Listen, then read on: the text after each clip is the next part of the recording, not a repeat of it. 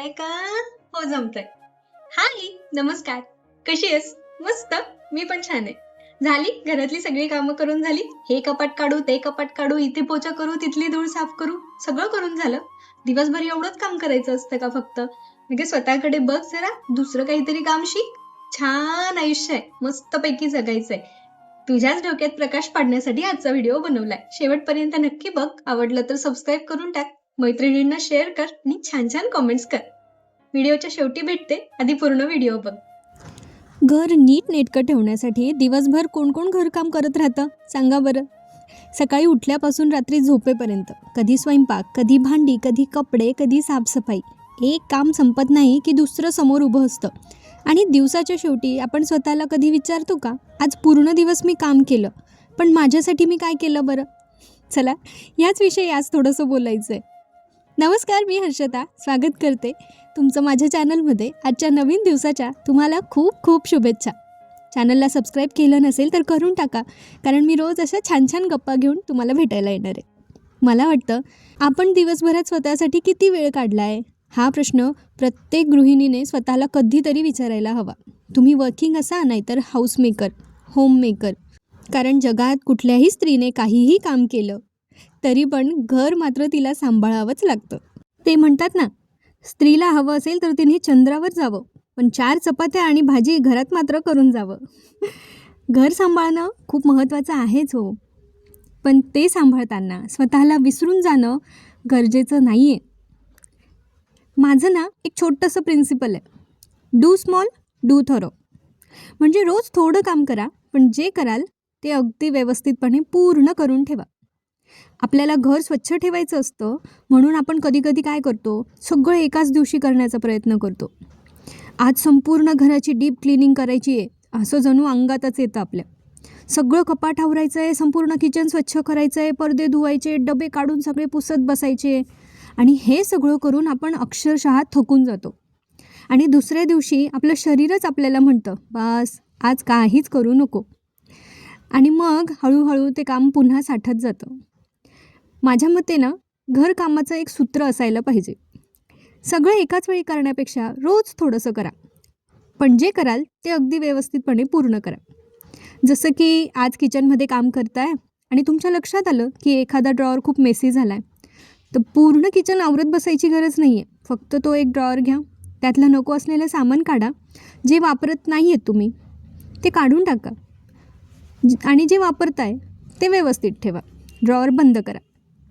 झालं, तुमच्या घरातला एक छोटासा भाग आज व्यवस्थित झाला.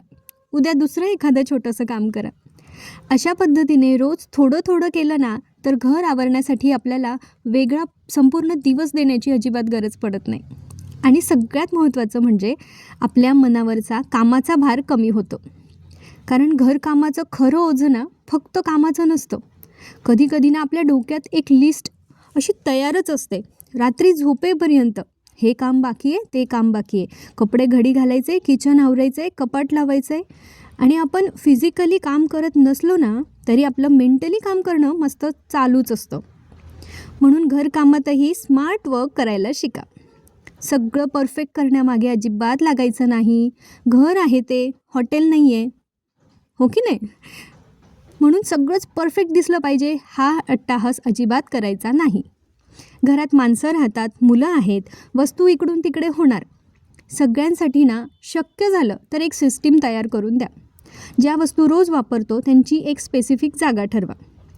काम झाल्यावर वस्तू जागेवर ठेवण्याची प्रत्येकाला सवय लावा. मात्र ही सवय लावताना प्रेमाने सांगा, नाहीतर उगीच घरात क्लेश व्हायचे. दिवसभर पसारा होऊ नये म्हणून रात्री झोपण्याआधी फक्त 10 मिनिटांसाठी एक क्विक रिसेट करायचं.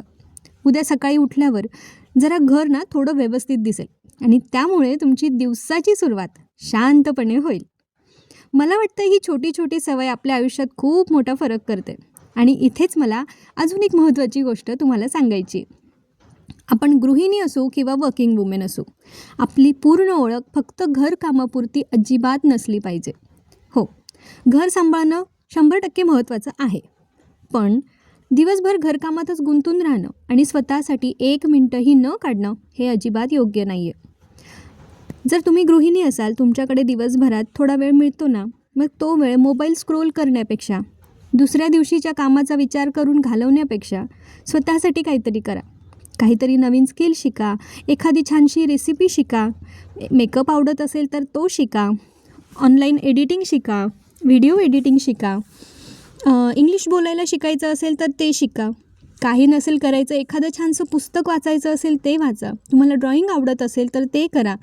काही आता DIYs भरपूर असतात जे तुम्ही घरच्या घरी करू शकतात, त्या गोष्टी करा. Computer, photography, social media, business याबद्दल काहीतरी विचार करा.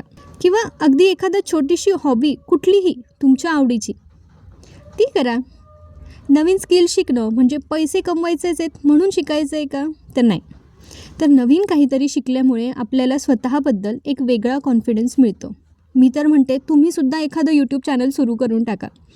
आणि स्वतः जेव्हा आपण करतो ना, आपण नवीन नवीन गोष्टी शिकत राहतो. आणि ट्रस्ट मी, तुमच्याकडे रिकामा वेळ असतो ना, त्यापेक्षा जास्त तुम्ही जेव्हा बिझी असतात तेव्हा आयुष्य जगायला जास्त मजा येते.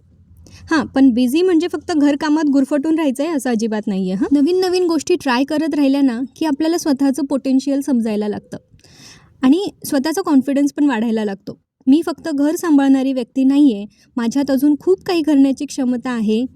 आणि वर्किंग वुमेनसाठी पण हे अगदी तंतोतंत लागू होतं.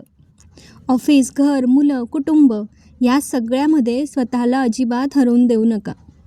दररोज कदाचित 1 तास नाही मिळणार तुम्हाला, पण 15 मिनटं तर मिळतील, 10 मिनटं तर मिळतील. त्या 15 मिनटात भले तुम्ही पुस्तकाची 2 पानं वाचा, काहीतरी नवीन शिका, कधीतरी मेडिटेशन करा, शांतपणे चहा प्या. स्वतःसाठी वेळ काढण्यासाठी नेहमी मोठा वेळ लागतो असं अजिबात नाही आहे. कधीकधी 10-15 मिनटं पण पुरेशी असतात. मला काय वाटतं, आपण घरकामाचं ना एक छोटंसं शेड्यूल बनवलं पाहिजे. रोज एक छोटं काम करायचं. जसं की सोमवारी एखादं कपाट लावलं, मंगळवारी किचनचा एखादा ड्रॉअर केला, बुधवारी फ्रीजचा एखादा सेक्शन केला, गुरुवारी बाथरूम केलं, शुक्रवारी एखादा छोटासा कॉर्नर. आणि ज्यामुळे काय होतं आहे, वीकेंडला तुम्हाला संपूर्ण घर रिसेट करायची, पुन्हा डीप क्लिनिंग करायची गरज पडत नाही.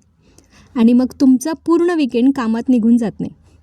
वीकेंडला थोडासा वेळ मिळाला की त्यावेळी आपण मुलांसोबत खेळू शकतो, कुटुंबासोबत वेळ घालवू शकतो, किंवा स्वतःसाठी मैत्रिणींसोबत काहीतरी करू शकतो, किंवा फक्त शांत बसू शकतो.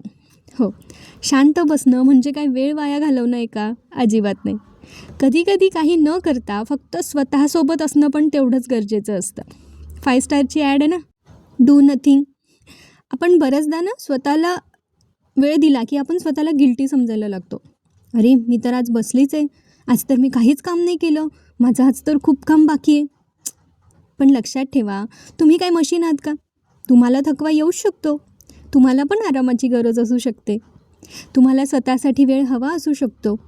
आणि त्यासाठी तुम्हाला गिल्टी वाटण्याची अजिबात गरज नाही आहे. घर नीटनेटकं ठेवा, पण स्वतःचं आयुष्य जगायला विसरू नका. रोज थोडं काम करा, काम पूर्ण करा, नको असलेल्या वस्तू कमी करा, प्रत्येक वस्तूची एक जागा ठरवा, कामाचं व्यवस्थित प्लॅनिंग करा आणि सगळ्यात महत्त्वाचं, स्वतःसाठी थोडा वेळ राखून ठेवा. कारण आपल्याला आयुष्यभर फक्त काही घर आवरायचं नाही आहे, आपल्याला आयुष्य जगायचं पण आहे. काहीतरी नवीन शिकायचं आहे, स्वतःमध्ये काहीतरी बदल घडवायचा आहे, आपल्या आवडीनिवडी जपायच्या आहे. आणि मुलांना हे पण दाखवायचं आहे की त्यांची आई फक्त घरकाम करत नाही, ती स्वतःची स्वप्न पण जगते. म्हणून आजपासून ना एक छोटासा बदल करून बघा. दिवसभर घर कामात राहण्यापेक्षा डू स्मॉल डू थोरो. रोज थोडं करा, पण व्यवस्थित करा आणि उरलेला वेळ स्वतःसाठी ठेवा. कारण नीटनेटकं घर सुंदर असतंच, पण मन शांत आणि आनंदी व्यक्ती असलेलं घर त्याहून जास्त सुंदर असतं. आजच्या व्लॉगमधून तुम्हाला एकच गोष्ट सांगायची आहे, घर सांभाळा पण स्वतःला पण सांभाळा. आले मी परत. पाहिलाच व्हिडिओ शेवटपर्यंत? पटतंय का मी काय सांगितलं ते? हां, पटलं असेल, पण कळतंय पण वळत नाही हा प्रकार होऊ देऊ नकोस. जर तुम्ही पण घरी असाल, छोटे मुलं आहेत, काय करावं कळत नाही आहे, शिक्षण भरपूर झालं आहे, पण नुसतंच घरी आणि रोज फक्त मोबाईल स्क्रोल करून हाच विचार करते, मी काय करू, मला काही कळत नाही आहे, तर ना या व्हिडिओच्या खाली कॉमेंट्स करा की कुणाकुणाला काय करावं असं वाटतंय, किंवा काहीतरी करायचं आहे पण काय करावं हे सुचत नाही आहे. आणि बघू आपल्याच काही मैत्रिणी ज्यांच्याकडे अशा काही आयडियाज असतील की त्या दुसऱ्याला उपयोगी येऊ शकतात, किंवा कुणीतरी एकत्र येऊन काहीतरी नक्कीच करू शकतात. आता हजारो लोक व्हिडिओ बघतात, पण कमीत कमी 10 कॉमेंट्स तरी येऊ देत ना. बघूयात काहीतरी छान आपल्याला मिळतंय का यातून. हां, छान छान कॉमेंट्स करा आणि पुढचा व्हिडिओ कुठल्या विषयावर बनवू ते पण मला सांगा. बाकीच्या पण व्हिडिओजला भरपूर प्रेम द्या आणि चॅनलला सबस्क्राईब केलं नसेल तर लवकरात लवकर करून टाका. पुन्हा भेटूया नवीन छानशा अशा व्हिडिओमध्ये. तोपर्यंत तुझी पण काळजी घे, घरातल्यांची पण काळजी घे. आयुष्य खूप सुंदर आहे, मस्तपैकी जगत राहा. पुन्हा भेटूया. बाय.